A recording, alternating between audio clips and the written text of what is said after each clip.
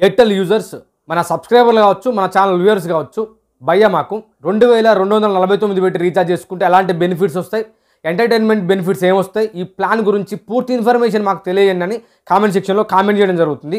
మీకు Airtel recharge గురించి ఏమైనా డౌట్స్ ఉంటే కామెంట్ సెక్షన్లో కామెంట్ చేయండి. ఖచ్చితంగా మీకోసం వీడియో చేసి పెడతాం మన ఛానల్లో. ఈ వీడియోలో 2249 పెట్టి రీఛార్జ్ చేసుకుంటే అలాంటి బెనిఫిట్స్ వస్తాయనే పూర్తి ఇన్ఫర్మేషన్ మీకు ఈ వీడియోలో తెలియజేస్తా. ఈ వీడియోని మీరు ఇంకా లైక్ చేయకపోతే ఖచ్చితంగా వీడియోని లైక్ చేయండి. ఇలాంటి ఎయిర్టెల్ రీఛార్జ్ వీడియోస్ కోసం ఖచ్చితంగా మా ఛానల్ని సబ్స్క్రైబ్ చేసుకోండి, పక్కన ఉన్న బెల్ ఐకాన్ని క్లిక్ చేయండి. ఎయిర్టెల్ యూజర్స్ 2249 పెట్టి రీఛార్జ్ చేసుకుంటే ఎలాంటి బెనిఫిట్స్ వస్తాయంటే, ఈ ప్లాన్ యొక్క వ్యాలిడిటీ 365 రోజులు ఉంటుంది. ఈ 365 రోజులు మీరు ప్రతిరోజు అన్లిమిటెడ్ వాయిస్ కాల్స్ని మాట్లాడుకోవచ్చు.